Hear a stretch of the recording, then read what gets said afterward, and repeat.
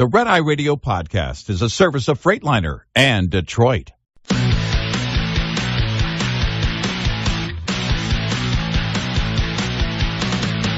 Now, it's Red Eye Radio.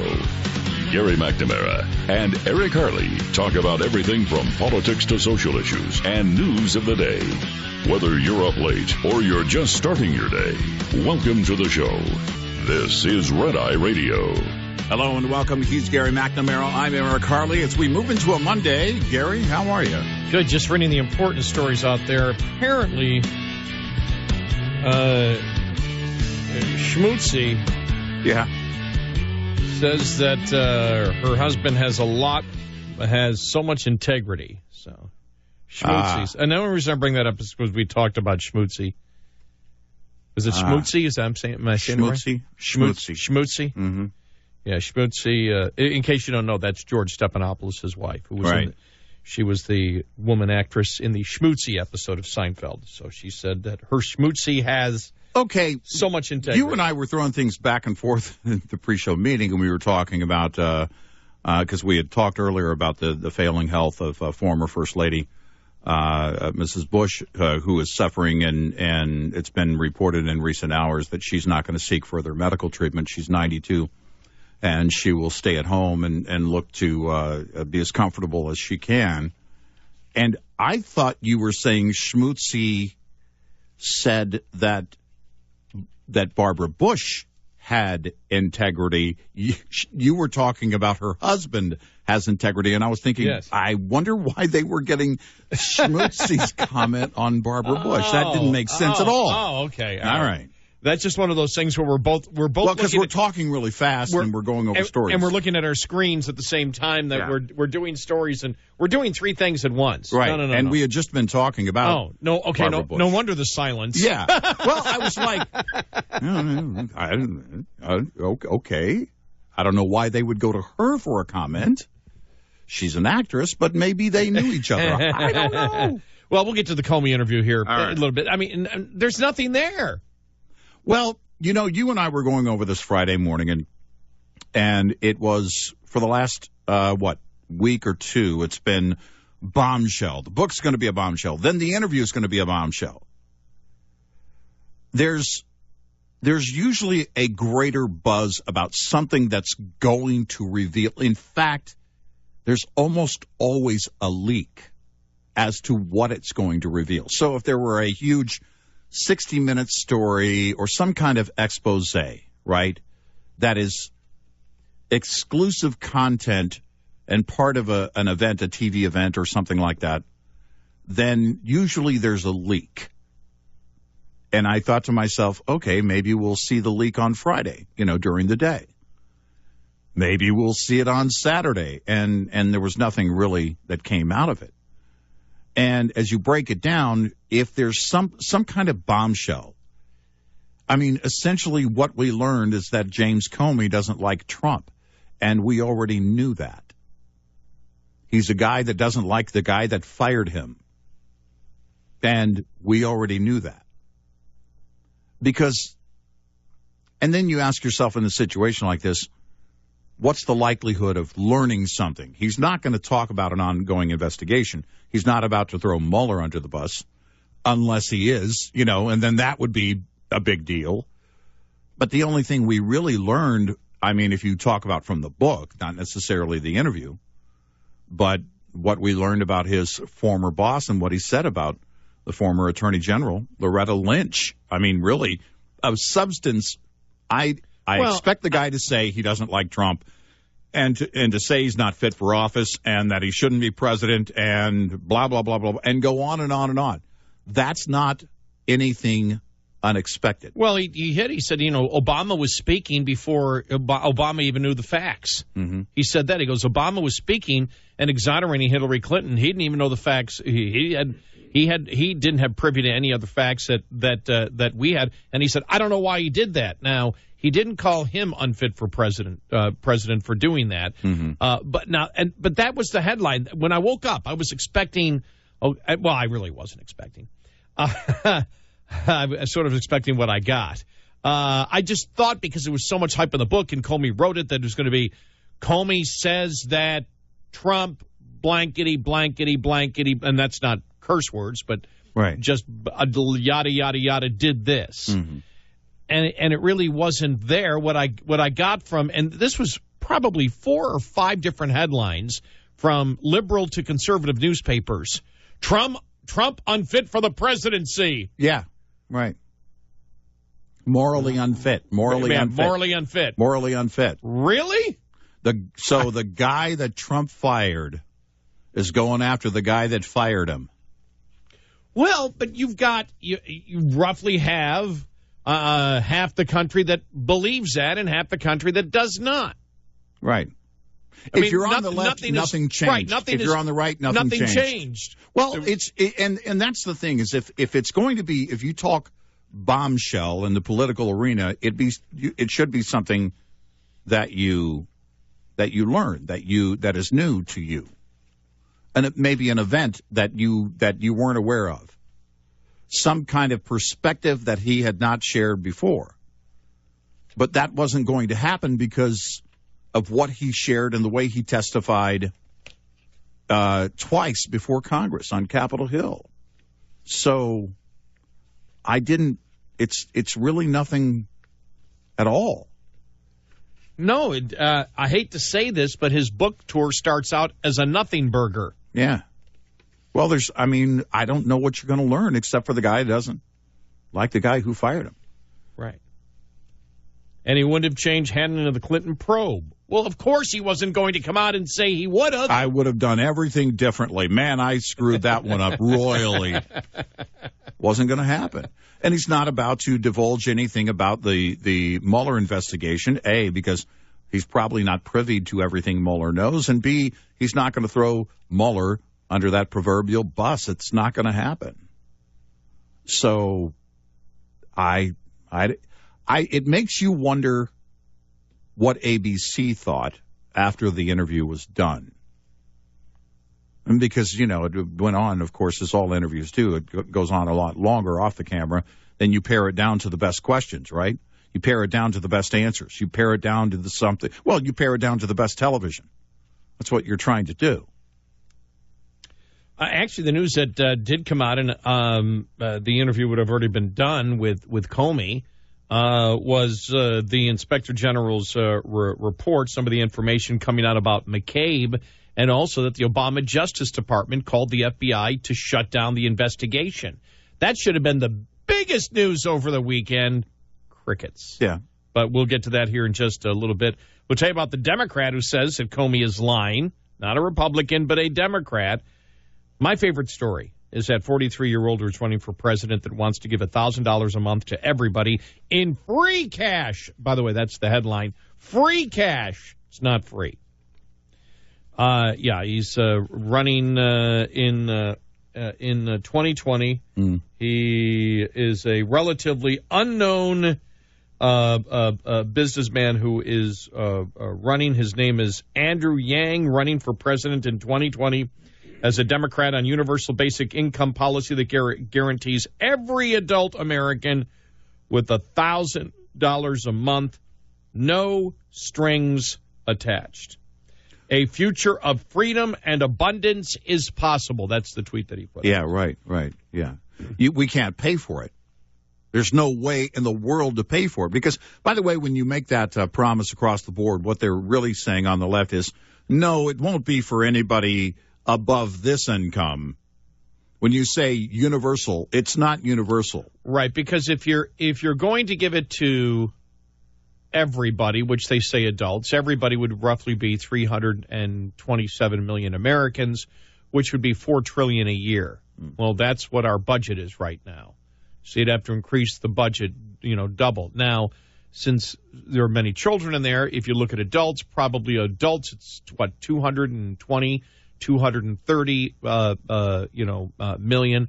So you're talking about $3 trillion. Not going to happen. No. And they talk about an additional, basically they would pay for it with a the tax on corporations, not an income tax, a VAT tax on all corporations of 10%, which we pay. Corporations don't pay. Right. They'll pass it along to us. They'll pass on to the consumer, Yes. which means you're paying. Yeah, you're going to pay, which could be, for many families, greater than, I don't know if it would be greater than the $12,000 per adult, but it would be a substantial amount. Well, the cost would be because you would need to set up a new bureaucracy to send that out. So so you would, of course, be paying more than the roughly, I'm going to guess, $3 trillion that it would be, because you would need a department to hand out yes, the that overall $3 trillion. Cost would be, yes. So, in essence, many people probably would just be better to keep it, but you would have people that would be paying a lot more because, again, when you look at the fact that this would be across the board, this means everybody pays, including the poor. Mm-hmm. Yeah, there's no escaping the VAT tax. So you can't escape it. It's not an income tax. No. So everybody would be paying more money in goods than when you actually break it down. Mm-hmm.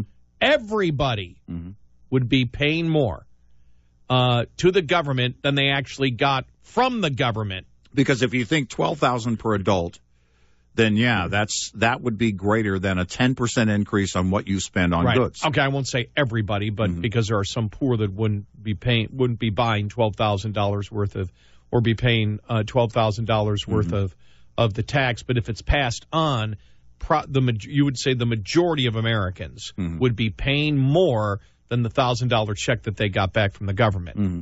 That's what kind of idiots liberals think we are. Mm-hmm. And it's becoming more popular every day, which proves that we're becoming bigger idiots every day. Well, you add that to, the increasing the child tax credit, which is what the Republicans did in the tax bill with Mike Lee and Marco Rubio, and to a fully refundable, amount that much greater than what it was. Then, my gosh, if you thought we were bleeding cash before in terms of mounting up that debt, that national debt, just wait for it. Also coming up here, the missile attack on Syria. We'll get to that. Who is getting high in Colorado after the new law? Really interesting. What job professions are getting high the most? Oh, broken down by professions. Broken down by professions. Oh. Servers and food preparers. Really? I believe was number one, yes. Wasn't that already the case? To our servers, I'm just joking, kind of. That was the case before exactly. and after the law was passed. Will always be the case. The Chick-fil-A is creepy op-ed piece that appeared in the New Yorker. Mm-hmm. It's getting to the point where it's almost a parody. Yeah. Lines are around the street and they're creepy because they're Christians. Right. Wow. Yeah. Why? This is something Eric and I both asked about the Starbucks. What was it in Philadelphia? Mm-hmm. Why didn't one of the Starbucks barista have a race talk with that manager? That's what I'm wondering. Because you had two African American men who come into a Starbucks in Philadelphia. They go to the restroom. They use the restroom, according to the reports, without making a purchase. They were asked to leave, and they didn't. The management apparently called the authorities. The cops came and arrested those two men. Those two men contended that they were just waiting on a friend to get there, I guess, before they made a purchase. And now the company is making apologies. Why didn't they just start the conversation? Why didn't the race talk start? If you don't remember, that's when Starbucks wanted to have a thing where they would write race on your talk race coffee cup. Let's talk race. Mm-hmm. And then the baristas were supposed to talk race with their customers. Right.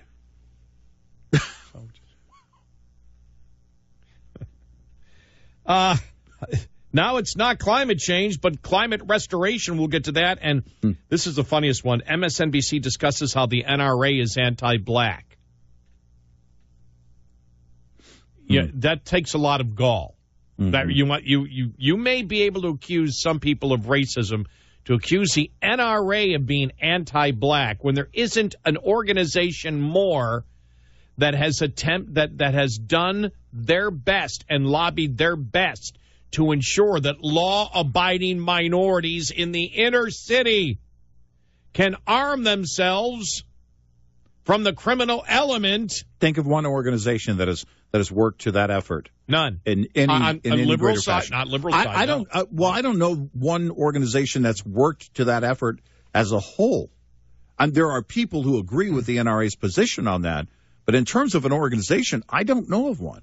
Neither do I. I don't think there is one. It just shows you. I mean, they'll try to attack anything with the worst arguments on the planet. So we'll get to that and more, plus your calls and comments. If you'd like to get in, lines are open now. 866-90-RED-EYE. Coming up, more with Gary McNamara and Eric Harley. It's Red Eye Radio.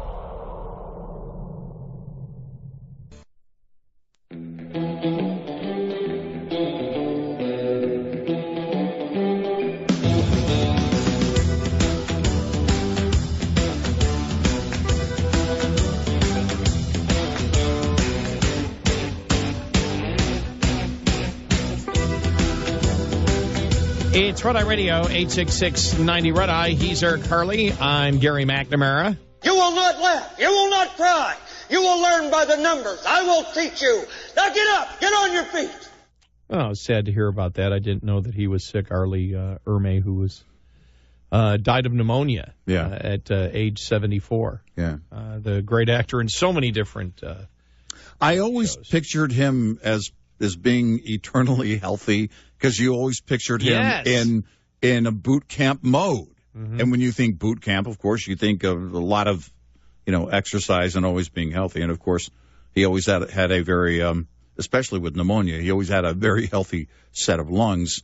As you just heard, that was kind of what you remember of Arlie Ermey, as an actor and as a presenter. I mean, in later years on the Military Channel or on History, things like that. He was just one of those mainstays.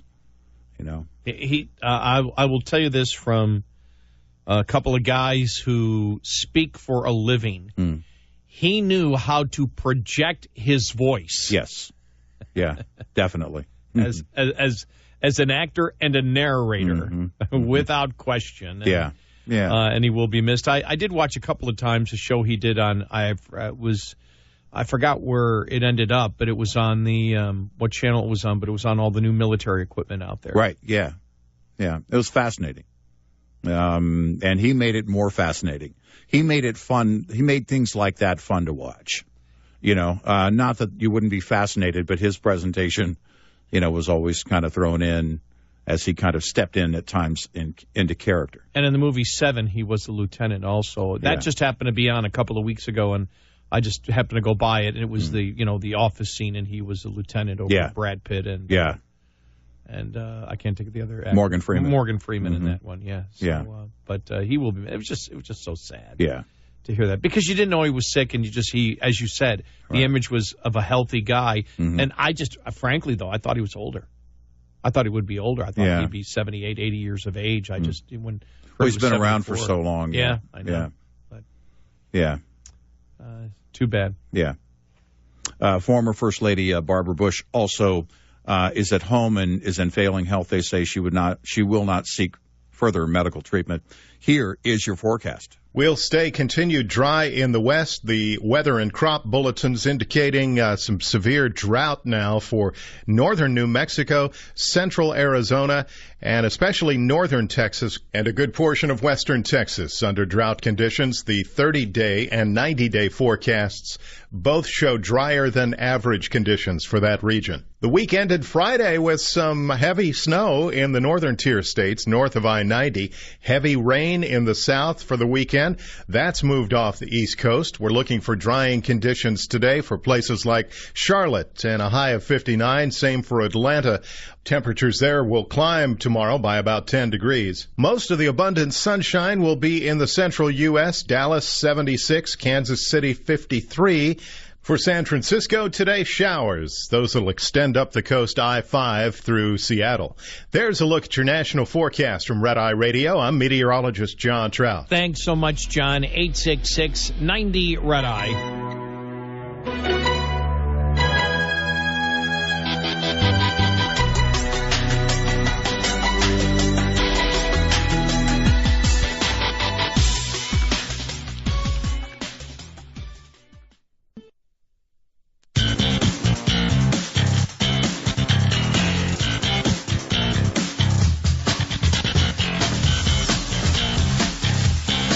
trying to save society. Eric Harley and Gary McNamara. Red Eye Radio. And he is Eric Harley, and I'm Gary McNamara, 866-90 Red Eye. He is Eric Harley, and I'm Gary McNamara. Well, according to the Wall Street Journal, the president was given three options in Syria. And he took the lightest one, that apparently Mattis gave him three different options. The first one, the most conservative option, would have hit a narrow set of targets related to Syria's chemical weapons capability, which is what happened. The second option proposed strikes on a broader set of Syrian regime targets, including suspected chemical weapons research facilities and military command centers.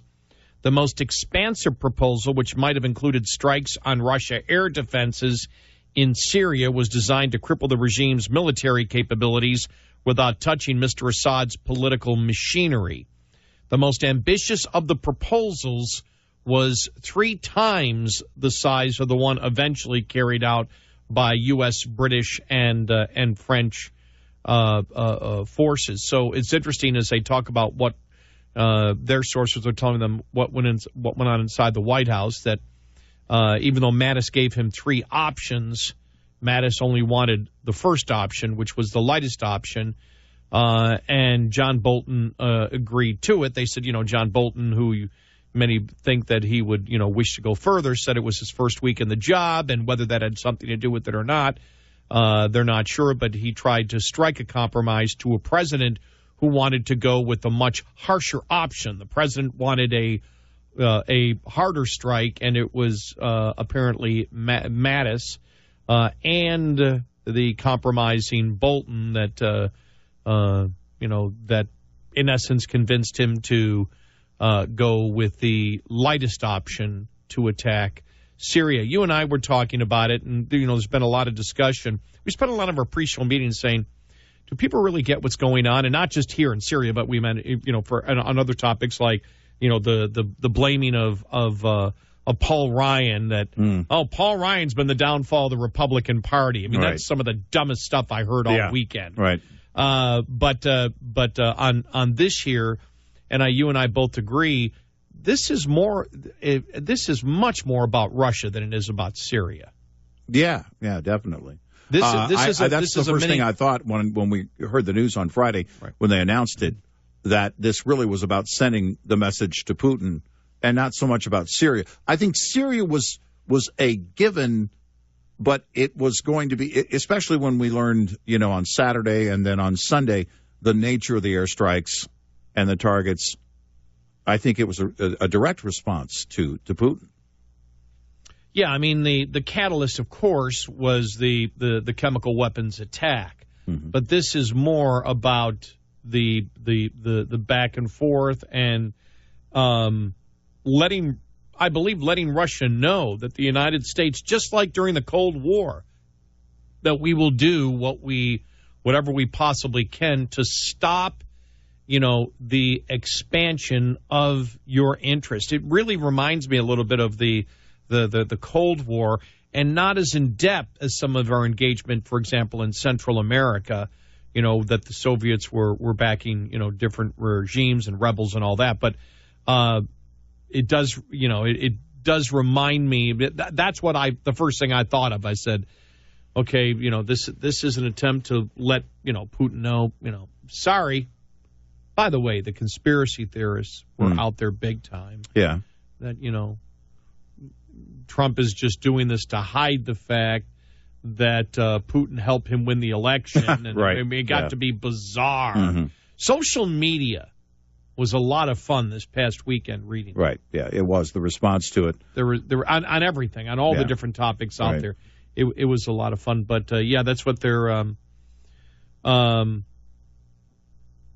as they write here, while Mr. Trump pressed his team to also consider strikes on Russian and Iranian targets in Syria if necessary to get at the Assad regime's military equipment, Mr. Mattis pushed back, those familiar with the decision-making said. Well, then again, what you do is, you hold those back for the second and third strikes, if necessary. Yeah, depending on what you believe the response has been from Moscow. Well, and I think, obviously the initial strike obviously has to be effective. And the president, talked or alluded to it.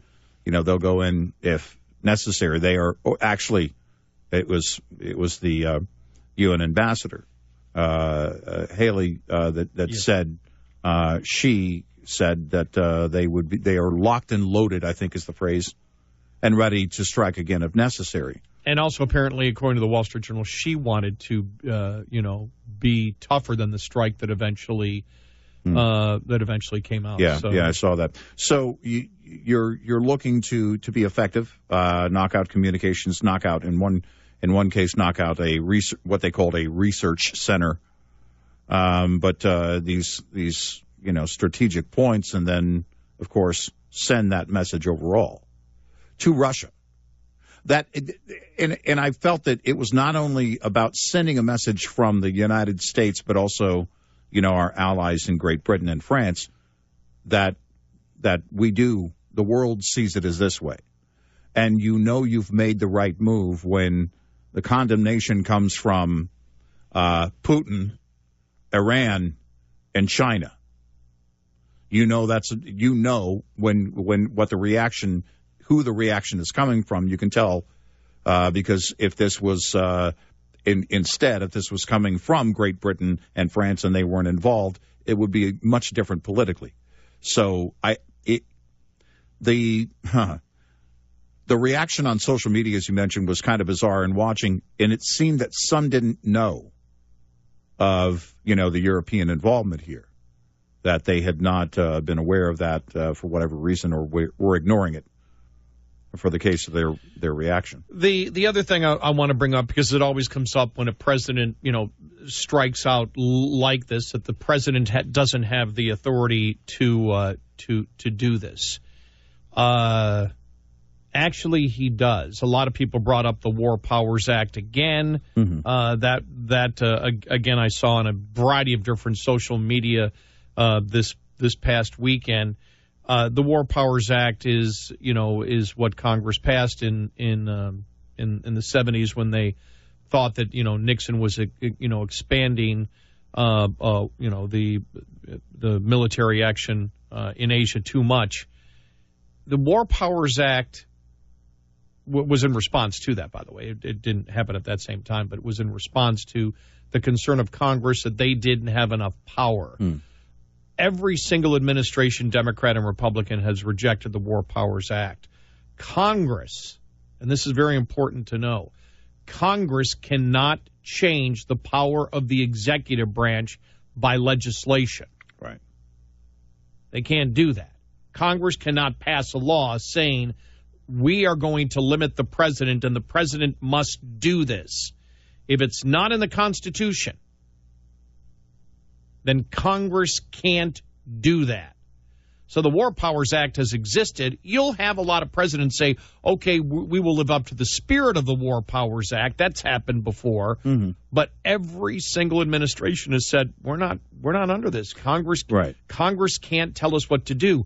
Only a specific constitutional amendment going through the constitutional process could do that. What power does the president have in times like this?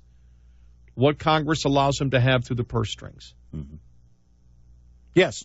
And if you look at you mentioned, any president honoring the spirit overall on a larger scale, on a greater involvement of the War Powers Act, really is about the politics of it all. It's about measuring, the sentiment of the American people. Because in a greater effort, aside from a strike that you saw over the weekend, you do have to have, if this was sending 10,000, 15,000 troops and boots on the ground type effort, you're going to have you're going to have to make the case to the American people. I'm not saying you're always going to win them over and you're always going to get a majority, but you're going to look to make the case with the American people. And then, as you mentioned, of course, you have to have the funding for it. Right. And the other recourse, this is all hypothetical, we're not calling for this, would be, again, the impeachment and removal from office of a president for violating his authority. For example, if the president just got you involved in a war on his own with the administration without congressional approval, then the money would stop, and then at that point, really, the war would stop. But if things were if things were done where the president, let's put it this way, if things were done where the president violated his constitutional duty at that point, or his constitutional oath, or his authority as dictated in the Constitution, well, then they could remove him from office. But as you notice in the Constitution, the president's authority is very vague. And they did that on purpose because the Founding Fathers did not know what a president would have to respond to immediately when it came to defense of the country. And Congress, you can't have Congress sitting there, well, okay, we need to get into session as to what's going on if your country was being invaded or you saw a national security threat to the United States. So that's the law. It may not be your opinion as to what it should be. It might not necessarily be my opinion, because I think in many cases the president, if he's going to do something, ought to explain to the American people and get approval from Congress. I believe you do need to make the case. Politically to make the case in order to get support. Yes. But in this case with France and England, and by the way, the French president, coming right out and saying, I'm the one that kept Trump in Syria. I'm the one that got him to strike, to strike back. And the White House didn't deny it. They just said, the president's goal is to get our troops out of Syria as soon as possible. But they did not deny it. But you had France and you had the Great Britain that really seem initially early on to be in the lead, with the United States now, behind them. And the United States deciding what to do in the end. The United States are the ones that decide, okay, here's what we're going to do. And England and France, followed, what the mission plan was going to be. But you're going to hear a lot about the War Powers Act. And it's just important to know that no administration, Democrat or Republican, and we said this during Obama, and Republicans were screaming the War Powers Act, and we said doesn't apply, because Congress cannot change the power of the presidency through legislation. Only through a constitutional amendment can they do that. It's the way the system works. All right, if you want to get in, we do have a line open, 866-90-RED-EYE. Lines open for your calls. 866-90-RED-EYE on Red Eye Radio.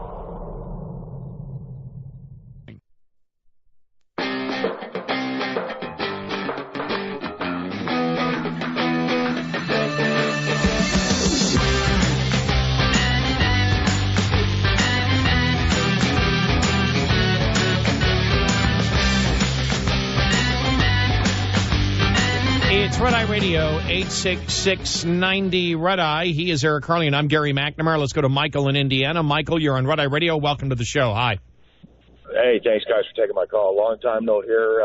Love you guys. Great. Hey, the first time that President Trump dropped bombs on Syria was he was right in the middle of the state dinner with the president of China. He got up, announced that he dropped the bombs, went back and said, hey, President Xi, how's your steak?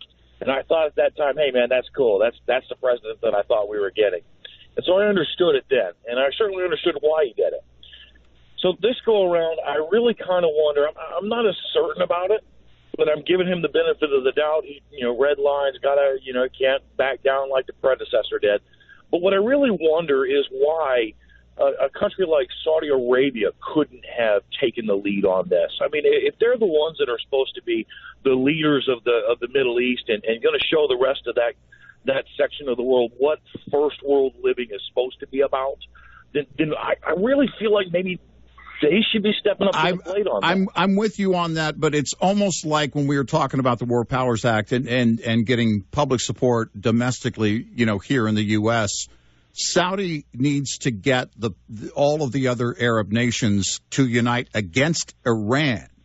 And they need to do this and able to, further any effort or any move they're going to make on Syria. And they haven't been able to do that. I mean, they've been trying to gain support even as late as this weekend, trying to get the Arab nation, the other Arab nations together on this. But they don't have the moral support in their region to take the lead on this. That would be geopolitically could be catastrophic for them at this point. You know, I don't know how Saudi Arabia is going to evolve in the next decade or so with the new prince. Yeah. And where they go from there, but that's still in its infancy of changing the direction of where, of where they're going. And in fact, a lot of the word over the weekend, Michael, was that the new heir apparent there, the new Saudi prince, is behind this effort to unite these other Arab nations against Iran and against Syria and condemn Syria, condemn Iran for being in with Syria. But man, you're talking about undoing a lot culturally and trying to turn that tide all the way around. I'm not sure that we'll see that in our lifetime. I would like to see. I agree with him. I would like to see that too. Oh yeah. I agree with the call. But I'm not surprised we don't see it. No, that's going to take some time, no doubt.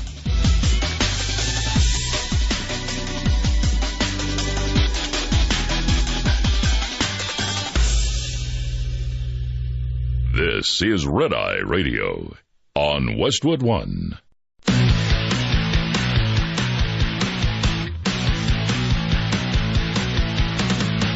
Now, it's Red Eye Radio. Gary McNamara and Eric Harley talk about everything from politics to social issues and news of the day. Whether you're up late or you're just starting your day, welcome to the show. This is Red Eye Radio. All across America, 866-90 Red Eye. He is Eric Harley, and I'm Gary McNamara. Thanks so much for being here this morning. I want to play this audio cut just to start this hour because I thought it was interesting on ABC this week with George Stephanopoulos.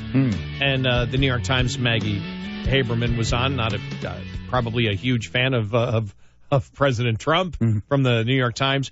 And, when we had said from the very beginning, when we said, look, with all these snippets of what was coming out from the interview on Friday, we don't see anything here. All these releases, there's just nothing here except seems to be anger of a man who got fired. Right. And, he has been criticized and he is defending himself, but it really looks like no news here.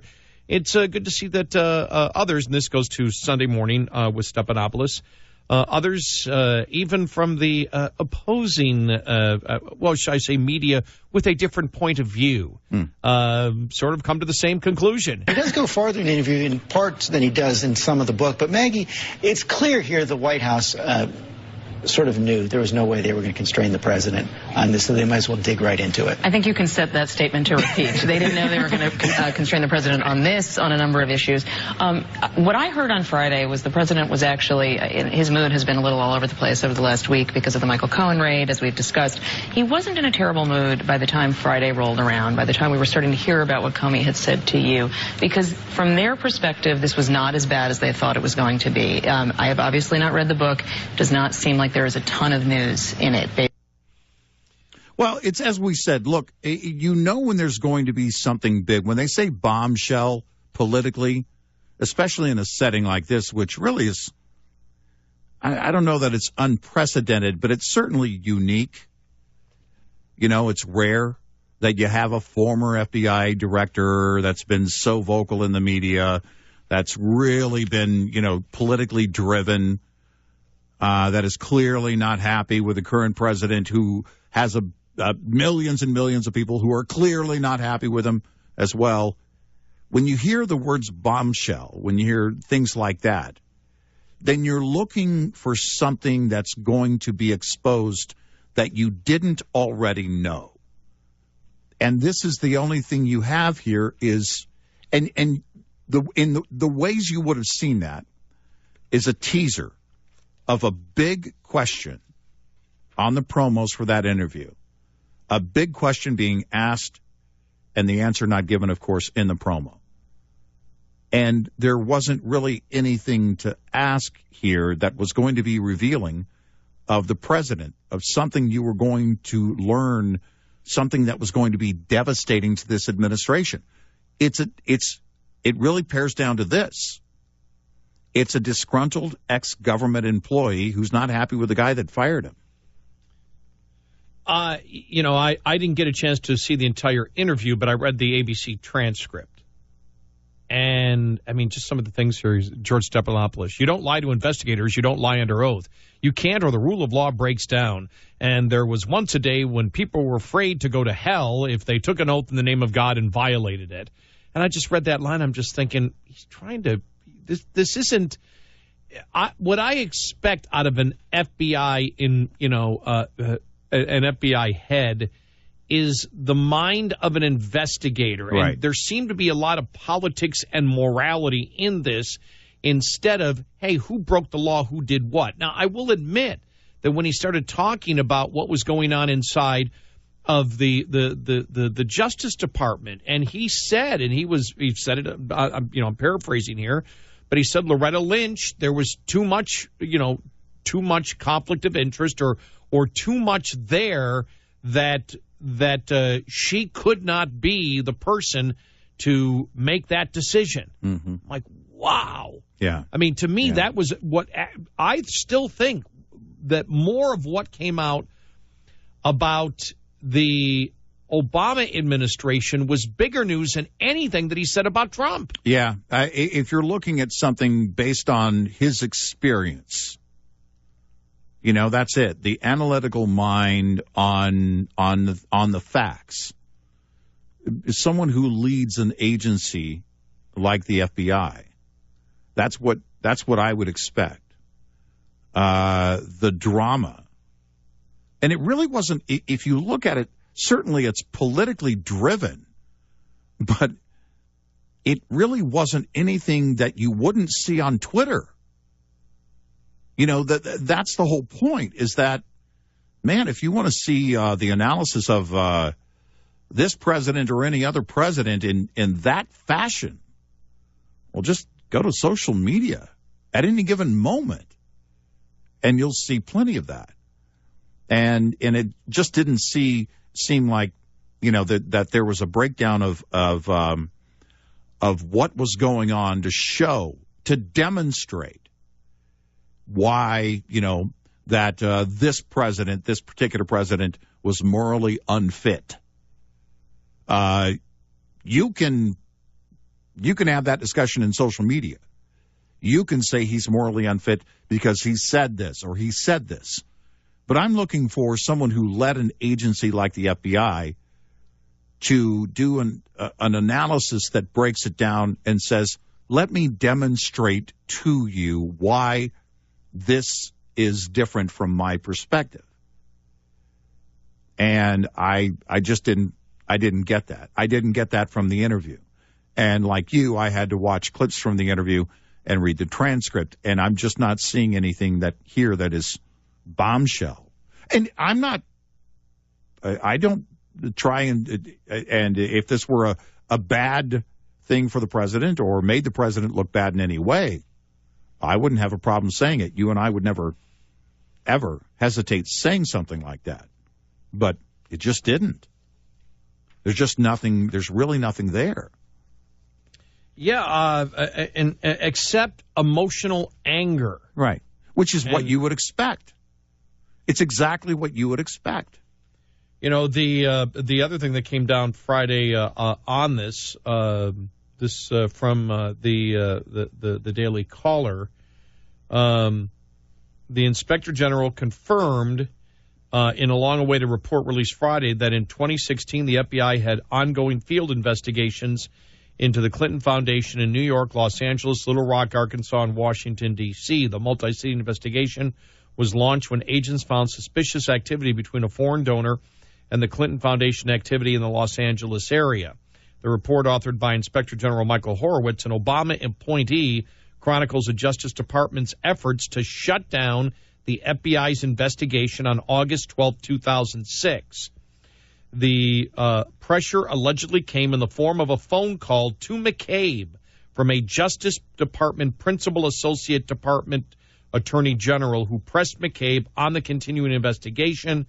The Inspector General did not identify who that person was who made the call. It was important the pressure for ending the investigation was issued in a phone call and not in a written document, former FBI Assistant Director Roger Hosco told the Daily Caller.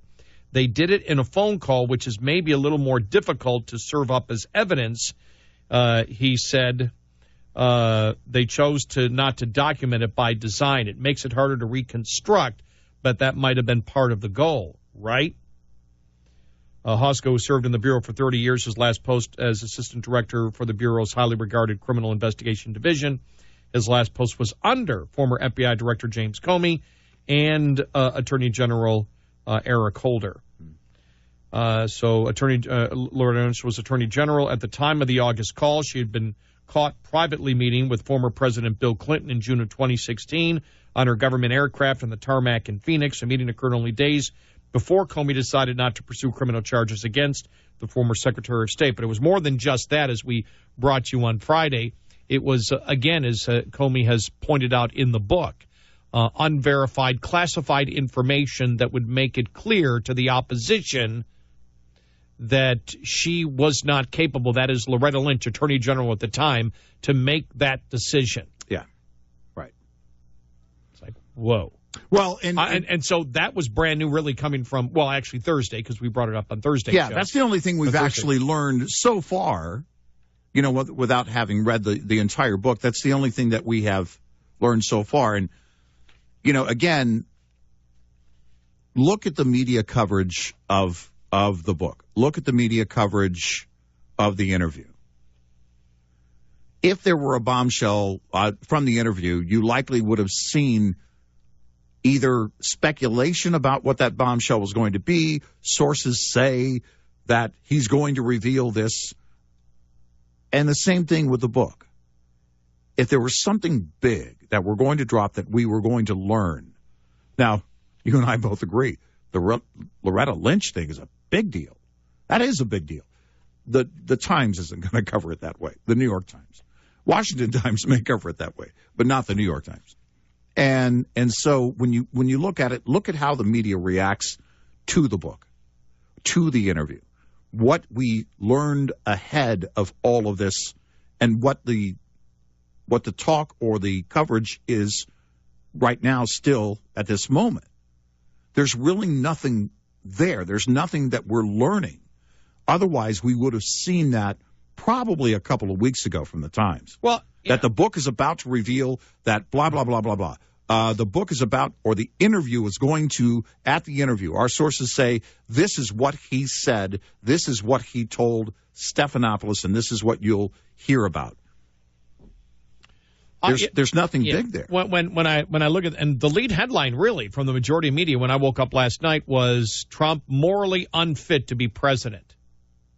Really? Well, that's pretty subjective, is it not?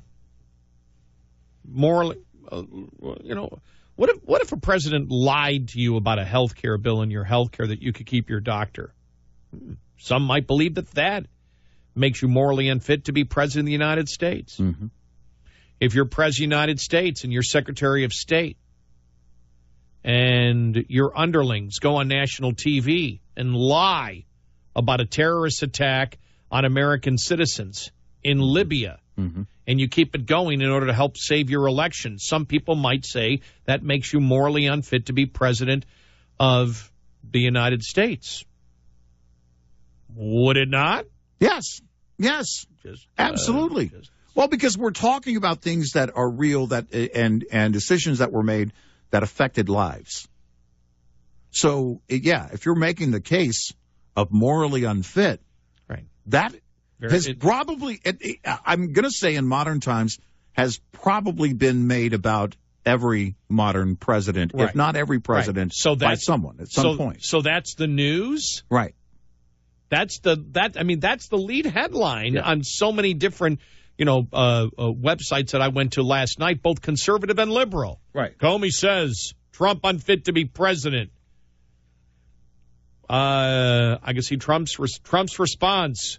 Comey was morally unfit to be director of the FBI. Well, we've gone back and forth. We've learned nothing. I don't know about you, but it seemed as if the excitement of the book release over the weekend, once the stuff, it really wasn't leaked, it was, presented to these different media outlets to get excitement going about, right, about the interview. Mm-hmm. it started out bombshell Thursday when we first saw it. And from that point, it might have reached 90 when you got to bombshell, not if you're doing 0 to 100 on the excitement level. And it quickly went down. I'd say it's about a 30 right now. Right. As to the interest of anybody in it, because there's nothing there except the usual partisanship back and forth. Right. What about the specifics as to what you did? And, I saw some of the questions. Now, I've only read the transcript, so I haven't seen the tone of Stephanopoulos, but it seemed like a lot of the questions were milquetoast. You and I noticed how long it took him to get to Comey. And we said, if we were the producers of George Stephanopoulos, we would have said, look, we don't want to know about his whole life.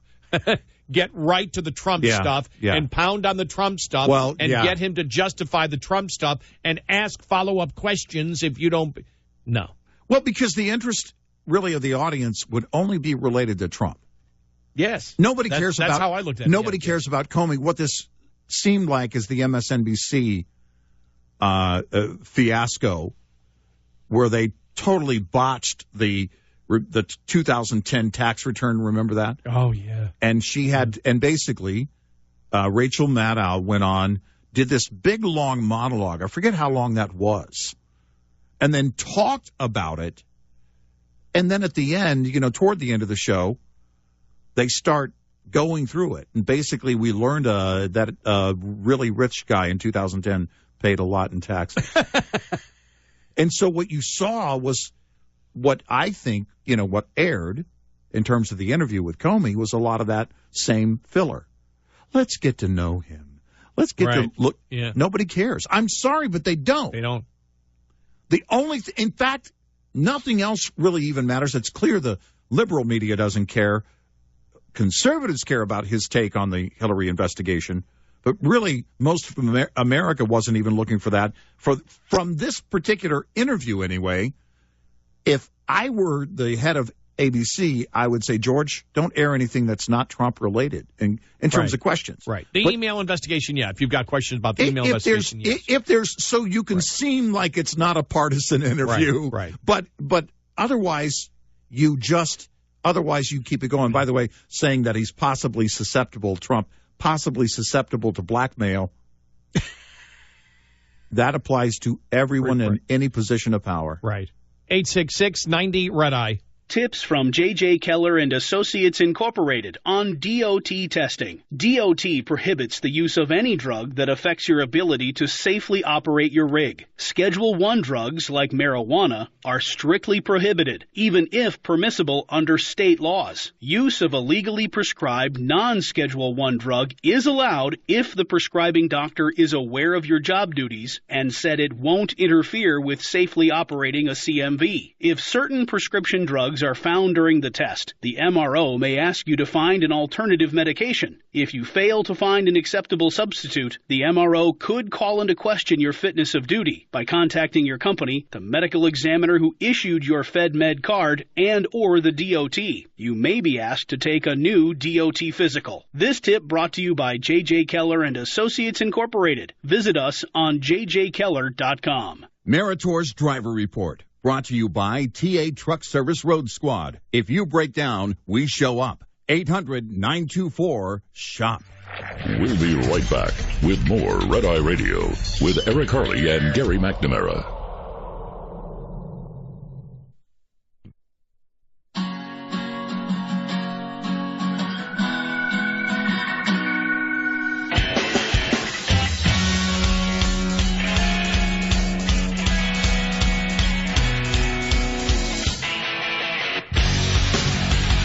It's Red Eye Radio. He is Eric Harley, and I'm Gary McNamara. So, the book's, when is it supposed to be released? Tomorrow. Tuesday? Tuesday? Yeah. All right.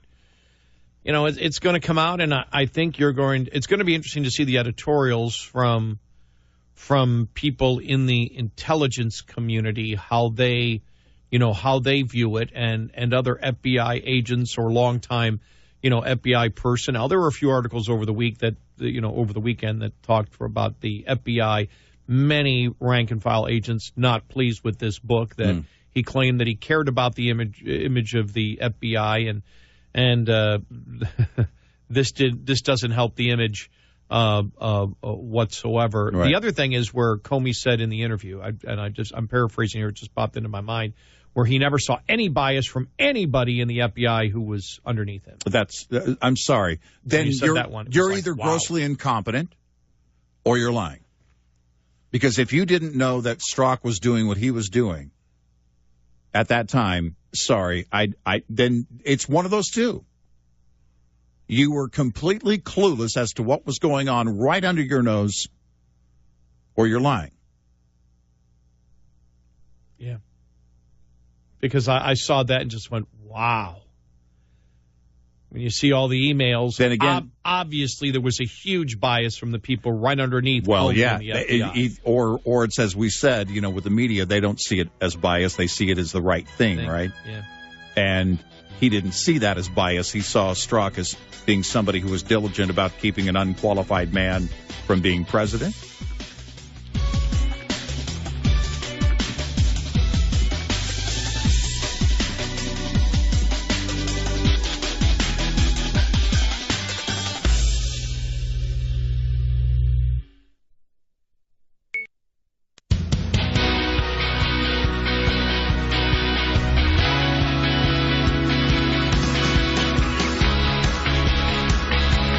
They scare people.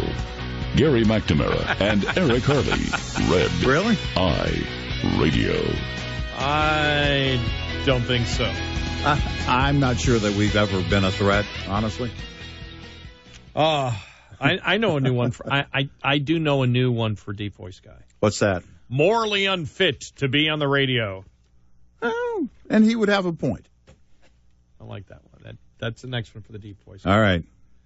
Morally unfit to be on the radio. Yeah. Yeah. Are you ready for this one? All right. Because I find this interesting. I think, I can't remember, time's flying. It had to be Thursday when I said, by the way, who supports Comey? Right, yeah. Is there anyone? I mean, even on the left, who supports Comey? And I'm going to back it up here with this was on Sunday, Fox and Friends. Okay. Lanny Davis, Clinton insider, former counsel to Bill Clinton. Right.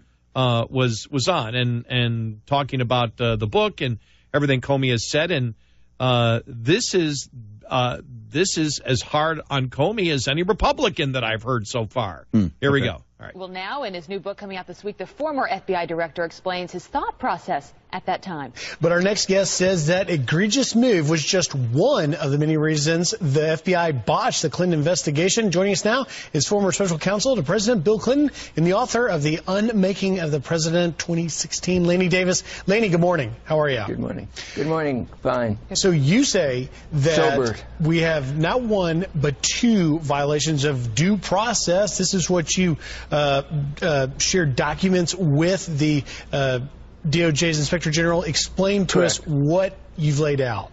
That quote is a firing offense. There isn't a federal prosecutor or a state attorney general or a state prosecutor that would say that a detective or an investigator, much less an FBI director, is allowed to characterize evidence without an indictment. There's an expression in the Justice Department, we don't shame without charging. James Comey violated that rule. He should have been fired then by Loretta Lynch and President Obama. Yet you were calling for James Comey's firing back under the Obama years. I want to remind our audience the James Comey letter back in October 2016 to Congress, which was the reopening of the Clinton email investigation. It says the FBI has learned of the existence of emails that appear to be pertinent to the investigation. I agree the FBI should take appropriate investigative steps designed to allow investigators to review these emails. You say that is one example of violating due process, right? More than yes, it's a violation of due process to reveal what an investigator is doing in a federal investigation. It is also a firing offense to publicly reveal what you're doing in a criminal investigation. Deputy Attorney General Rod Rosenstein said it's a false choice to say conceal versus speak. A federal investigator must be silent before an indictment so someone can get due process. Moreover, Mr. Comey is lying when he said he was, quote, obligated to write that letter because he promised Congress. He now knows that that's a false statement. A knowing false statement is a lie. He knows all he said to Congress is, I will, quote, look at new information. He never said, I will turn over something to you where I haven't looked. Had he looked first, we now know it took 6 days to determine there was nothing there and Hillary Clinton would be president, but he's now lying on all his television interviews, including tonight on ABC, which I saw a clip of, where he says he was, quote, obligated to do so because he promised Congress. That is a knowing falsehood because he knows the facts, and I call it a lie. Yeah, in fact, that's what a lot of people call it, because it is a lie. Well, if you know something to be true and you say the opposite, that's a lie. Well, I mean, it's just that's why I asked the question on Thursday. You know, why are liberals celebrating? I mean, Lanny Davis is, look, Hillary would be president if it wasn't for this guy. And the point that he's making, it is actually a solid point if you're looking at how you do an investigation. And, you know, he said he promised Congress that he would that he would notify them. And as Lanny Davis said, no, he didn't. What he told Congress was, you know, I will, if anything still comes up, we will look at it. That he didn't have to write the letter. And if you're an investigator, that you don't publicly talk about what's going on in your investigation, even if it's Hillary Clinton, you do the investigation and then you do an indictment if an indictment is warranted. But if there was nothing in those emails to begin with, as he claims, then he shouldn't have announced that the investigation is back on again to Congress, which then became public, and as Lanny Davis is saying, cost Hillary Clinton the election. Mm-hmm. So, like I said, when you look at this,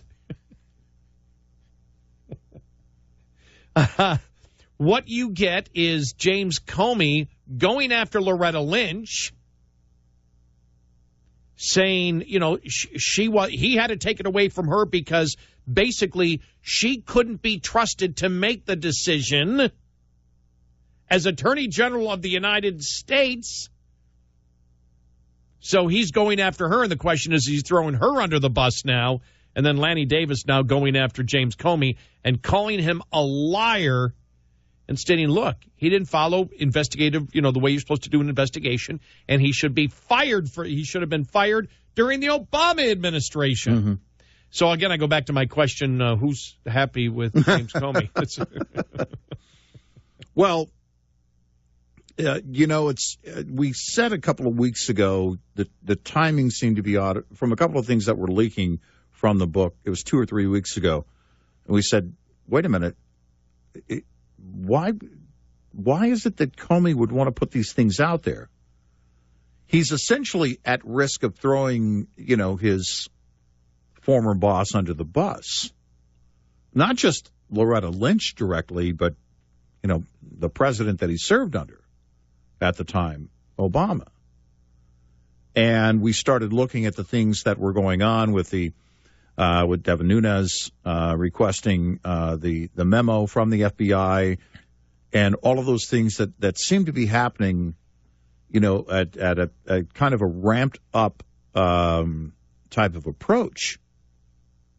And I thought to myself, man, and we actually said it, does he really think it's a good idea to release this book now? Because he could essentially be doing more damage either to himself or others he served under than to Trump. Well, with Lanny Davis on Fox News calling him a renegade narcissist who thought he was above the law, that he's a lying renegade narcissist who thought he was above the law, we know Trump's view of him. So I'm wondering, I'm thinking, if I'm James Comey, do I really want to go out on a book tour? Do I really want to give speeches? Because who in the audience is really going to like me? Right. Yeah. Who's going to, all right, yay, James. Oh, wait a minute. You hate Trump, but you cost Hillary the election. Yeah, exactly. So we hate you too. Well, I mean, it's because I would think if you're somebody who absolutely hates this president, Trump, you would be, you're looking for what? All along, you're looking for something to nail him, something to get him out of office, something to bring him down. At the very least, something that will destroy his reelection bid. And when it came to the book, you have to be scratching your head saying, is this it? Well, when I know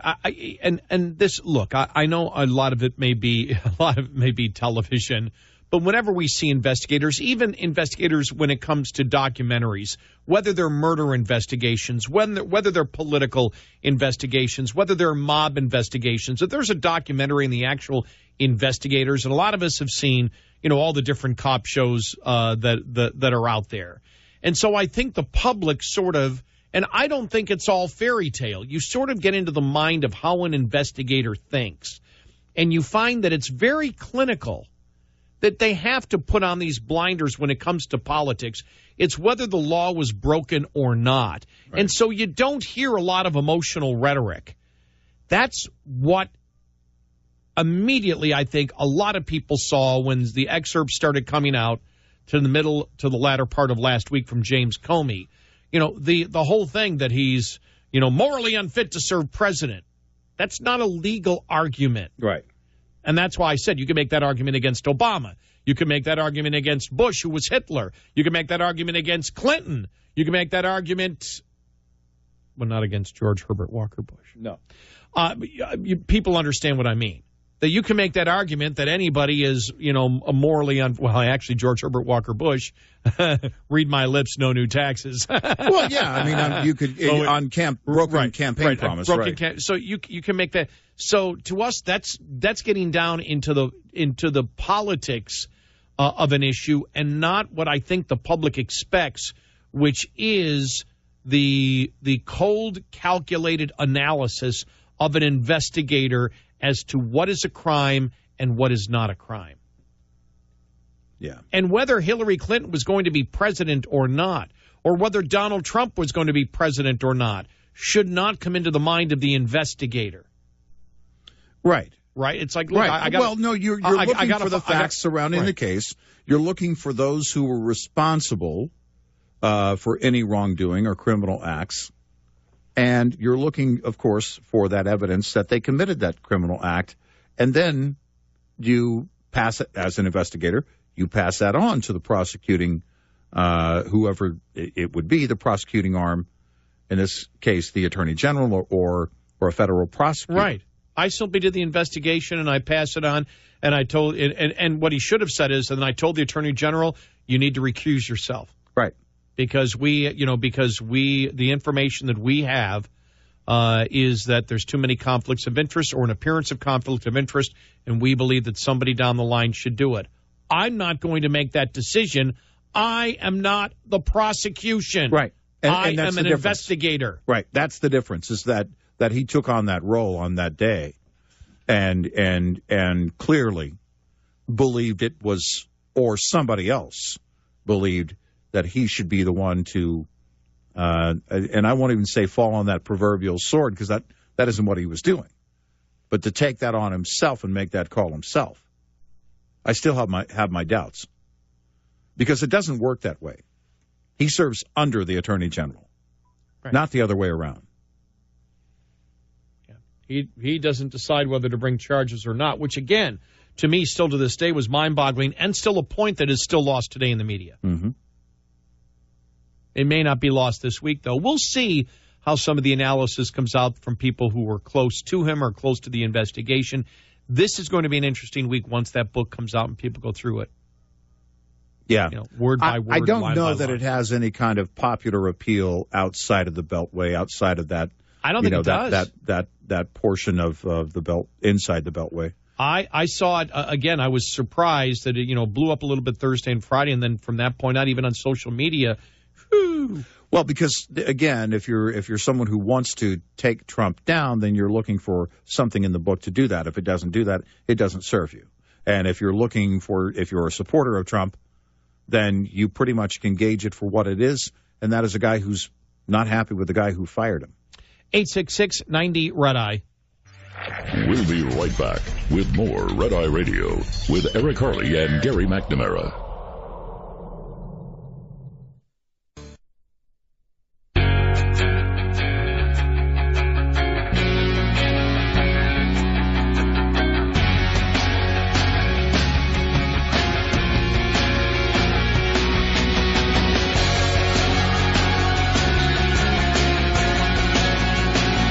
It's Red Eye Radio, 866-90-RED-EYE. Another quote from Comey's book that we'll address coming up following the top of the hour, because I just find it fascinating. He says one thing about the former attorney general, and at the end, when it comes to a conclusion, I went, yeah, but, and we'll get to that yeah, but coming up here in just a little bit. Plus, your calls and comments if you'd like to get in. The question is easy. Is anybody happy with Comey? As we have called it, the biography of James Comey Kardashian. Yeah, right. Plus, liberals now boycotting Starbucks for racism. Oh, no. Sorry. Well, but didn't they kind of ask for this? I mean, they really kind of literally asked for that attention surrounding stuff like this, right? Yeah. Their former CEO. Let's talk race. Okay. You still want to talk after what happened in Philadelphia? And the study from Colorado, who's smoking pot? What are the pot use? What is highest? Pot use highest among what workers? What profession? What profession? Okay. Has the highest pot use in Colorado? Number one, professional pot smokers. Everybody else is number two. Is there a professional league? Probably so. I'm guessing there might be by now.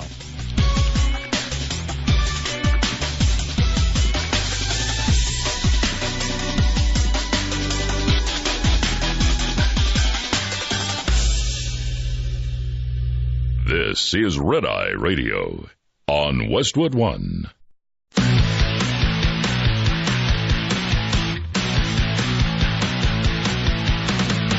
Now, it's Red Eye Radio. Gary McNamara and Eric Harley talk about everything from politics to social issues and news of the day. Whether you're up late or you're just starting your day, welcome to the show. This is Red Eye Radio. All across America, 866-90-RED-EYE. He is Eric Harley, and I'm Gary McNamara. All right, one thing that I want to hit here, probably the last thing because, again, haven't read the book, but just the excerpts that have come out from Comey and then part of the interview yesterday.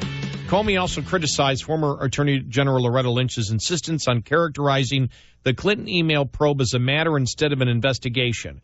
Quote, "It occurred to me in the moment that this issue of semantics was strikingly similar to the fight the Clinton campaign had waged against the New York Times in July.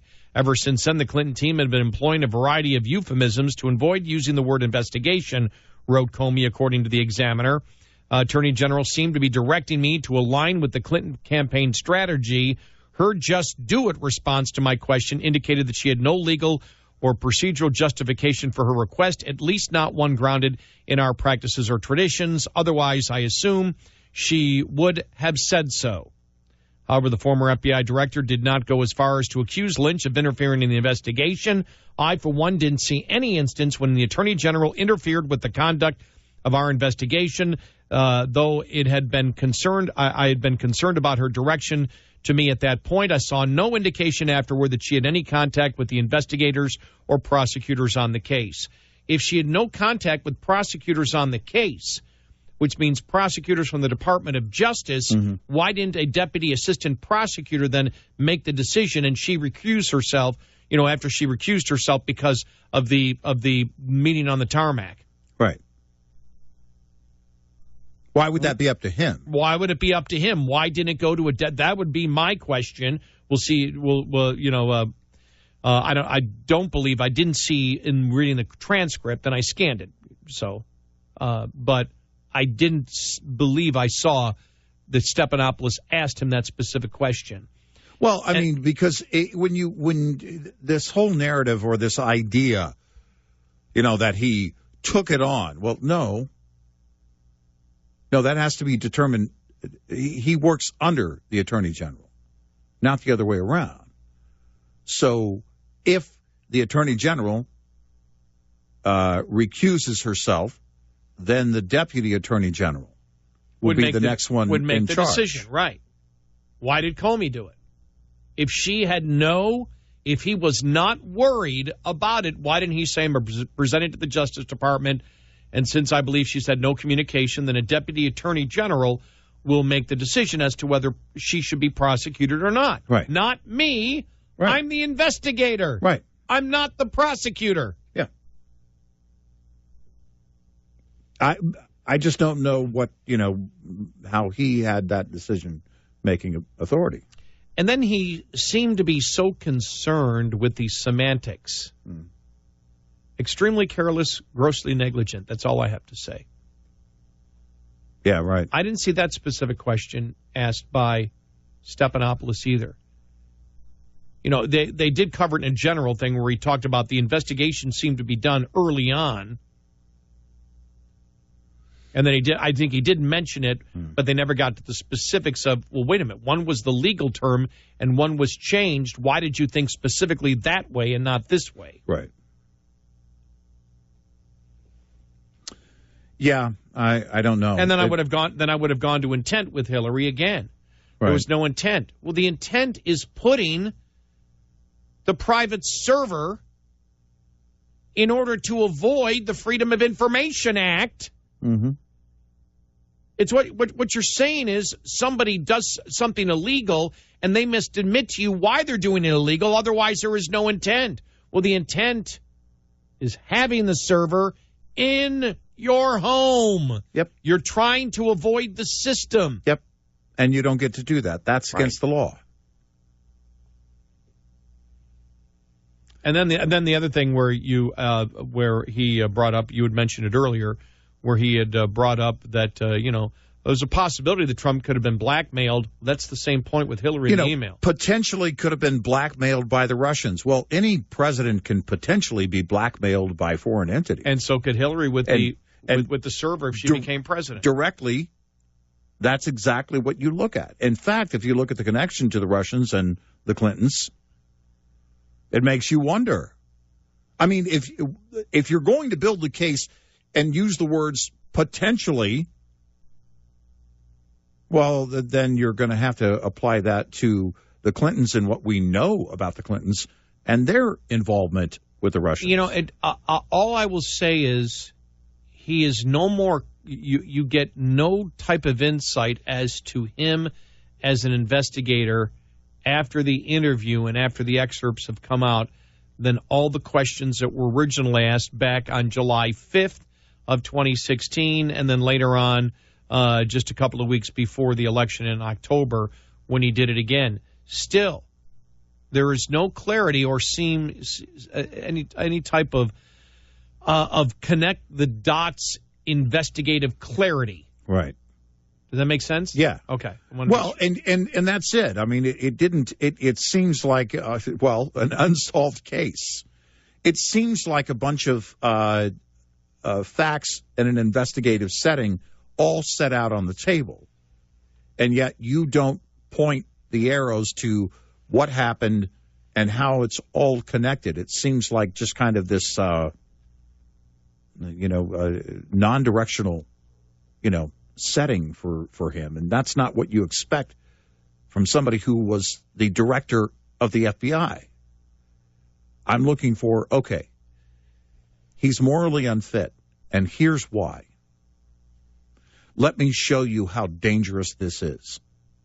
Let me show you what I believe he is or who he is as a person. He's morally unfit because he asked for loyalty? Right. He's morally unfit because he says, could you investigate these allegations are untrue? Right. What my response would have been to the president if the president said that to me? You want me to investigate it? Well, yeah, we're already investigating it now, but, Mr. President, I come from this with a clean slate, and we investigate it. My investigators will, whatever they come up with, is what we will present. Yeah. Basically saying, look, okay, you want me to do an investigation? You're not asking me to lie about what we find out, and it didn't seem like he was making that accusation of the president, did he? No. So what's the point? The president says, I want you to investigate this because it's not true. Okay. Well, what's the entire thing reeks of, remember? We're doing it already. And the stuff from Comey toward the president reeks of the talk in the liberal media. See, this is what Watergate feels like. This is what a cover-up feels like. Yeah.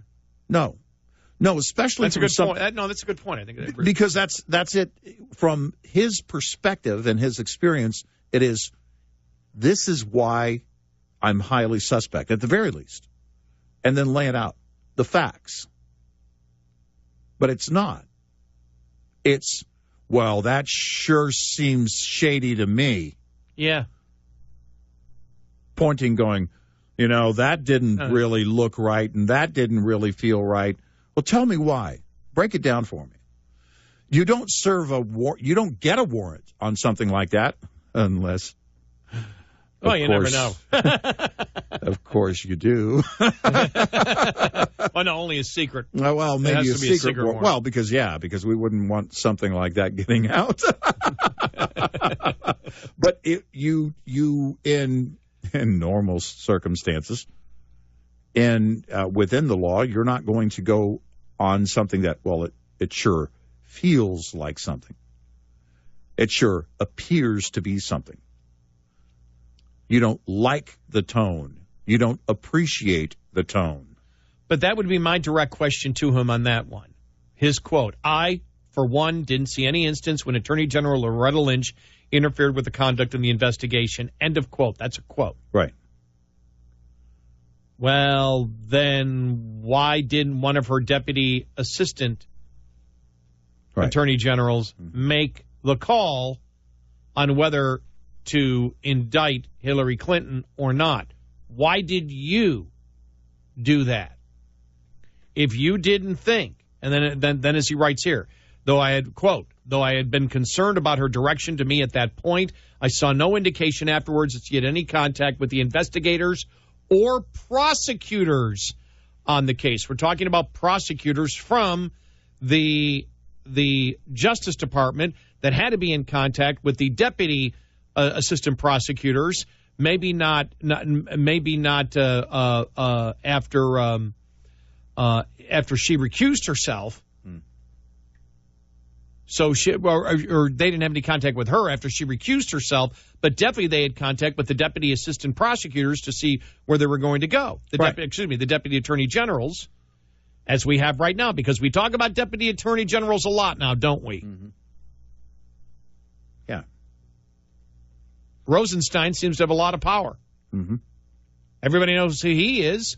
Why didn't the second in command under Loretta Lynch make the decision? Well, because that's the question that everyone has. Why is it the director's authority to take that on and that not come from the deputy attorney general? Right.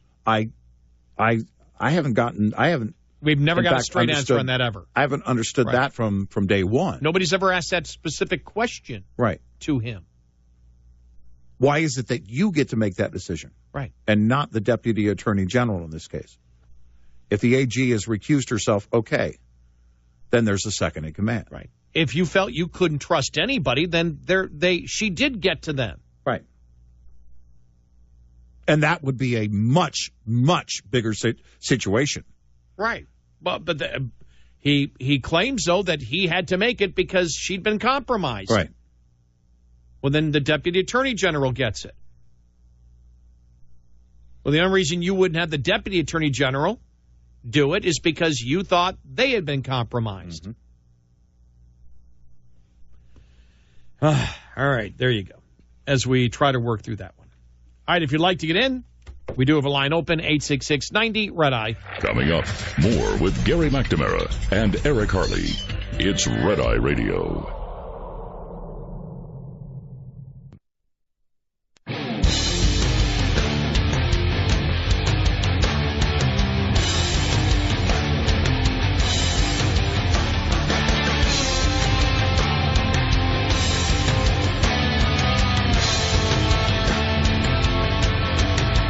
It's Red Eye Radio, 866-90-RED-EYE. He is Eric Harley, and I'm Gary McNamara. Let's go to Jim in Henderson, Nevada. Jim, hi. You're on Red Eye Radio. Welcome to the show. Hi, thank you, and good morning. You're mentioning the issue of intent a few minutes ago. Reminded me of a question that I have had since it first came up, and that is, why should Mueller be investigating the Trump campaign or Trump himself for anything other than whether there was an intent to commit a felony? Well, first of all, why should Mueller be assigned to nothing? Because we don't know of any criminal event. We don't know of a criminal event that ties any American. Now, you know, he's come out, he's indicted these Russians, and then when he indicted those Russians, actually said no Americans were connected to their activities. No, that's been our biggest thing. You know, we've played a lot from constitutional lawyer Jonathan Turley, who agrees that he disagrees with where this is all going and doesn't see any crime, but he agrees with the appointment of the special prosecutor. We would disagree with him on that because we don't think a special prosecutor should ever be appointed to look or do a fishing expedition for crimes. To sit there and say, well, the allegation is Trump colluded with the Russians to hack the election. How? Where? Or to change the outcome of the election. Where's the specific allegation of wrongdoing? Where is a voting machine that was broken into that, some Trump associate was involved in? And can you trace it back to the president? There was never to this day even been, after, 15 months since that allegation first came out, we don't know of any specific crime that has ever been identified that Trump or anyone committed that had to do with colluding with the Russians to hack the election. And then it was changed, remember, to colluding with the Russians to change the outcome of the election and any associated crimes that comes with that. But the first one isn't even a crime. So on that basis, you're saying you never even get to the question of intent because there shouldn't have been any investigation at all? Because you haven't pointed to a crime. Right. What's the intent to do what? What was his intent? Well, his intent was to... Yeah, I'm only saying that because of the pretext for exonerating Hillary was intent, haven't they put intent into the center of the whole issue? And if there is going to be an investigation, why should they be looking for felonies? They knew they had them with Hillary. They should only be looking for intent. That was my point. Okay. And there could be. I mean, it's possible that at this point, and thank you, Jim, that they're looking to see if they were trying, which would be intent, that their intent was to change the election, or change the results in the election through illegal means, that there was some kind of intent there. In fact, we've heard that in the last month or so, that they're looking for someone who may have intended to do that, but they still have not. Again, when you look at the purpose or the appointment of a special prosecutor, you're looking at an actual criminal event. So define the crime first and say, right, we know that this crime took place. We know that it was a crime for Hillary Clinton to put that server in her home. Right. Nobody's debating that. Right. Even Comey didn't debate that it just wasn't a crime that any prosecutor would prosecute. Yeah, according to him, right. Because you can go right, as we did, right to the statute in the Espionage Act and Freedom of Information Act, which he was trying to avoid by doing it. That's the intent right there. Mm-hmm. Putting the server would bypass those systems, which is the intent. Right. Yeah. It is bizarre because it's not just this double standard, but it's so blatant of a double standard that's applied. Between the Hillary situation, the email situation, and what's going on right now with the special prosecutor. I don't know how, if you're not if you're not seeing the double standard, the incredible double standard here, then from the same agency, if you think about the work that was done by the FBI and all of that by Comey that was turned over to now the special prosecutor, then you have to see this massive, blatant, politically biased double standard. There's no way around it. Say what you will about Comey or anybody else that served during the Obama years, but look at their actions. Look at what they have said. Look at his statement on Hillary and what he said in front of Congress twice. Because it wasn't just that, I didn't buy the answers that he was giving on Capitol Hill or the claims he's making now. It's his method of thinking. It's how he answers those questions. We've always lacks that critical thinking skill of an investigator, of a top investigator. Right.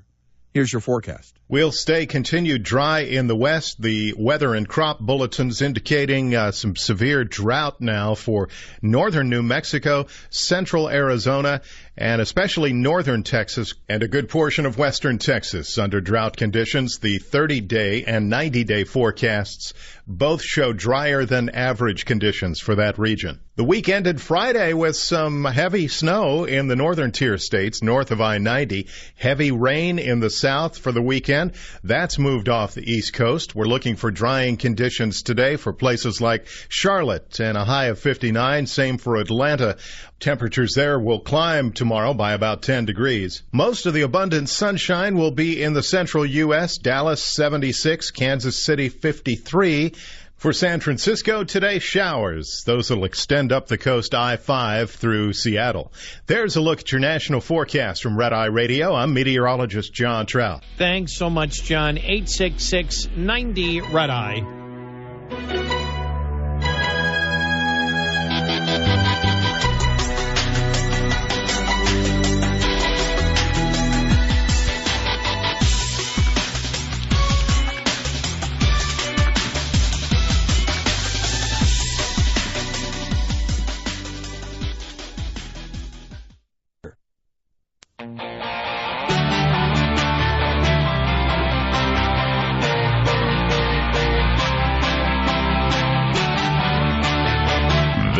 To have the conversation. Eric Harley and Gary McNamara on Red Eye Radio.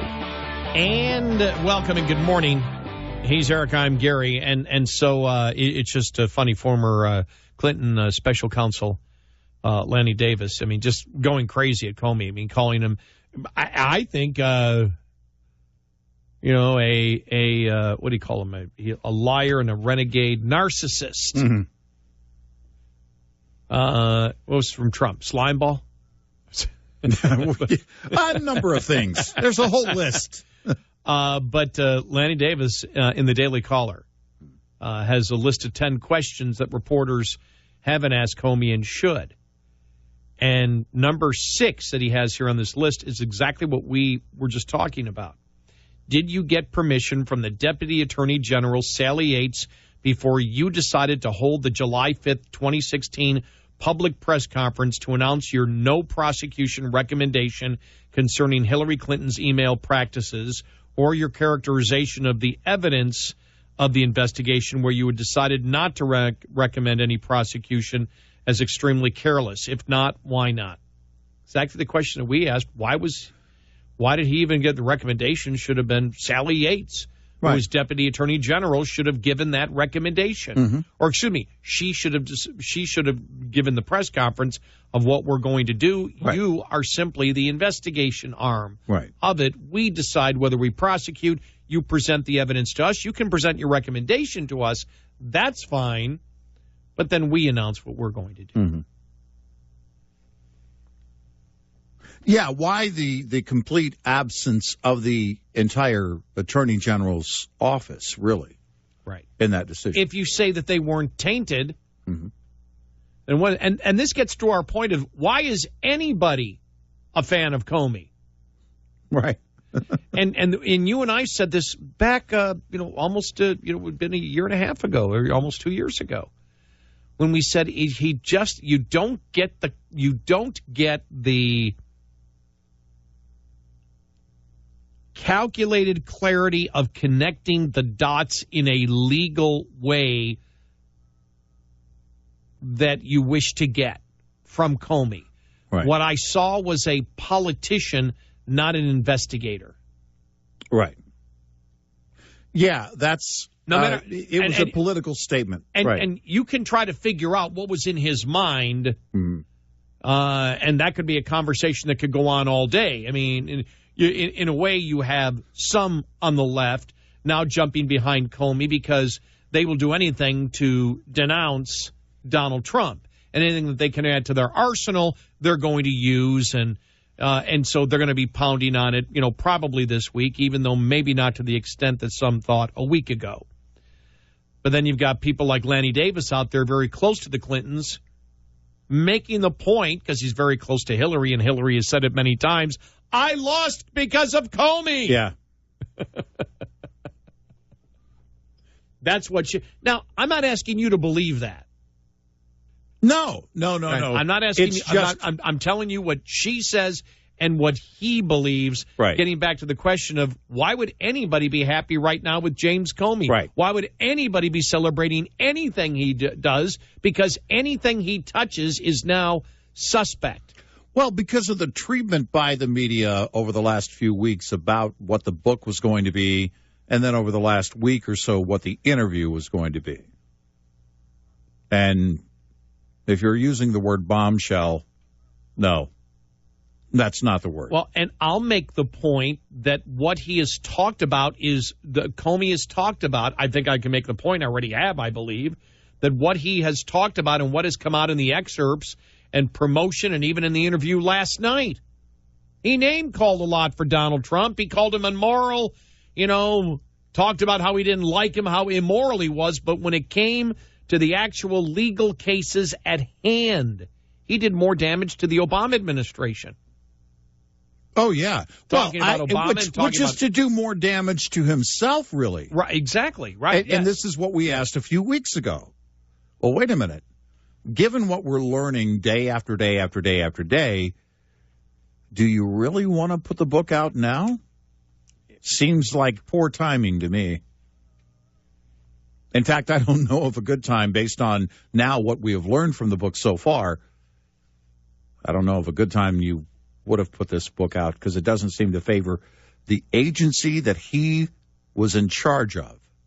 And I mean really his leadership at that agency more specifically, or the Attorney General's office. Yeah, and when you look at, he goes after Obama for the things that he said without having access to the actual information. He goes after Loretta Lynch. He has said in the book that there was unverified classified information. If the opposition got a hold of it, would totally destroy her impartiality if she was going to make the decision, which is why he had to do it. And then our next question was, well, what about Deputy Attorney General Sally Yates? Why couldn't she make the determination? That's never been answered. That question's never been answered. Lanny Davis brings it up here, asking whether he got permission from Sally Yates to actually do that press conference. Did they communicate, and did she say it, and why did he wish to do it? Why didn't he say, that's not my job, it's your job. I did the investigation. Here's my recommendation, and you take it from here. Right. You're the prosecutor. I'm not. Right. How did it get to that point? So, like I said, when you look at this overall, if you're not in this tunnel vision as liberals are, destroy Donald Trump, it actually, what has come out so far, I believe has been more damaging to the Obama administration, to the Justice Department, to President Obama, to Loretta Lynch, and even to the FBI because of the raw emotion that seems to be coming out of the FBI director, whose only goal was to protect the integrity of the FBI, than Trump. Yeah. I mean, look, did he call Trump Hitler? Did he call him a Nazi? No. So he hasn't even gone as far as other people. Yeah, that's my point. Earlier, if you're on the left and you were looking for something really to take down Trump, I mean, every day it should be looking for something to take Trump down to destroy his presidency, or at the very least to undermine and undo his bid in 2020. And still nothing. Except for his demeanor, really. If you look at what a book like this, I don't know, I'm not saying should have done, or I'm just saying potentially could have been. Because I kind of still, today, I take them for their word. If someone is saying this is going to be a bombshell, I don't take it completely seriously, but I think to myself, okay, then that means there's got to be something we're going to learn, right? Here's the other thing, too, when he talks about the fact, that he was, concerned that it actually came into his mind that, I need to inform Congress and I need to bring this and restart this investigation because if Hillary gets elected, well, then, people might view it as, illegitimate. Well, wait a minute. Why would have any emails changed your mind? Because emails are all over the place all the time, constantly. Why didn't you just investigate these and look at these emails? Why did you make it? That's one of the questions that Lanny Davis is making. Why did you make it public? You didn't need to make it public. You just done the warrant, got it, and looked at all the emails and then said nothing there. And then just at that point, if you wish to report to Congress saying, look, we went through additional emails, there's still nothing there. And, and you could have done that a couple of days before the election. I guess my point is, in his mind, did he view his no recommendation as, even in his mind, bogus or close to bogus, which is why he was so concerned with those emails in the future, because he himself viewed it as a crime initially, was either talked out of it, or just said, I don't want to influence the outcome of a presidential election. And so he decided not to, but always had doubts about his decision. Because remember, he used grossly negligence to begin with in the initial memos, as we know, and then changed it to extremely careless. Was that part of his guilt? That's what I've always wondered. Was reopening it and going to Congress with a letter part of his guilt at that point, knowing that she had committed a crime and knowing that his defense of her, of saying she was extremely careless, but no reasonable prosecutor would do it, that he really didn't buy? That's what I have to wonder, because I nobody's asked this question. Did he reopen it because he was guilty, that she was going to win, and he was afraid of any information that might come out that blew everything that he had out of the water? Because he knew that his recommendation was flimsy to begin with. Because if you were absolutely sure, you wouldn't have made it public. She didn't commit a crime. There's no evidence whatsoever. Well, yeah, there's evidence she committed the crime. It was a matter of opinion that you said, no prosecutor would do it. Why not? She broke the law. She broke the law. She broke the law. You're just saying there was an intent to break the law. Of course there was. Putting the server in the house was. Did he even know, as a seasoned prosecutor, that was completely bogus, or at least in his mind, extremely flimsy? Or did he believe, like the rest of the world, there was only a 20% chance Trump was going to win, and he better look like he's not biased, that he is autonomous in leading the agency because the incoming president, or who he thought would be the incoming president, needed to be... It was a couple weeks. About that same time when he did it. That's when the polls start. Well, the polls started changing. The internal polls started changing, I believe, around the middle of October, where even both campaigns saw that there was a change and some momentum was starting to move Donald Trump's way, which was moving all the way. You can ask that. Was that the question? So when he's saying that he wanted to make sure that if Hillary was elected, that everything was kosher, that might have been what he was saying. Yeah. We can even sort of break that down. Your point is, no, he sensed or had privy to what the internal polls are as FBI director, just knew what they were, because, hey, they surveillance and do everything, right? And so he wanted to cover his butt that way. Well, yeah, he believed, my point is that he believed Hillary would win, and that he wanted to basically cross his T's and dot his I's so that when she became president, it didn't look like he was favoring her with the July 5th Oh, I thought you meant the opposite, that he thought that Trump may. Oh, okay, no, okay. That's what he said. Yeah. Well, no, what he said was in the book. Apparently, the quote that I read earlier. What he said was that if he didn't go to Congress and do it and investigate it, then she might have looked as an illegitimate president. Right. Well, there would have been the case that he handed it or gave it to her because he did not pursue. I think that's based on what we know about the political culture inside the FBI at the time. And it's still inside the FBI because Peter Strzok has still not been fired. I would say that I would believe that more, that he was trying to basically CYA. Not what the public would think of him, but what the incoming president would think of him. And he could sit down and say, look, I showed the American people I gave my due diligence. Nobody can make the case that I handed you the election, Mrs. Clinton. Therefore, all investigations end. Right. Even if there is a Republican Congress. It's over. We close the door before she becomes president. Right. 866-90-RED-EYE. Lines open for your calls.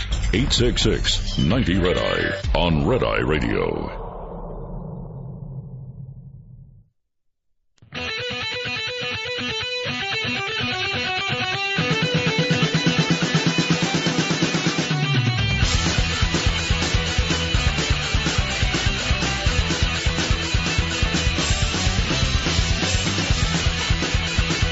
It's Red Eye Radio. He is Eric Harley, and I'm Gary McNamara. Coming up following the top of the hour, we'll get to some of your calls and comments, and also the other news. And other news. I know it's taken us 3 hours, but in other news, and one of them is the survey that was done on who was getting high, what jobs, what professions leads the charge. The liberals wanting to boycott Starbucks. Apparently, the barista didn't go to the manager and say, we need to talk about race. No, apparently that didn't happen. Yeah, so there's that. And my favorite, though, is the guy who's running for president. Yeah. Entrepreneur Andrew Yang. Right. He's running for president in 2020, and he wants to give everyone here's the headline, because the headline's always the best. This 43-year-old running for president in 2020 wants to give everyone $1,000 a month in free cash. Now, I figure he's an entrepreneur. And so he wants to give $1,000 cash to everybody. Yeah. Well, apparently to give it to everybody would be around $4 trillion. To give it all to all adults would be $3 trillion. So he actually doesn't have the money. Nobody actually has that money. So what he's stating is that we should tax corporations, which is a tax on you. We need to tax you in order to give you something. We want to give you something so you feel better, and then those mean corporations are going to skyrocket the cost of everything, and we're going to blame them for that. Oh, man. The perfect liberal circle of life. Oh, yeah, that's exactly how they get it done.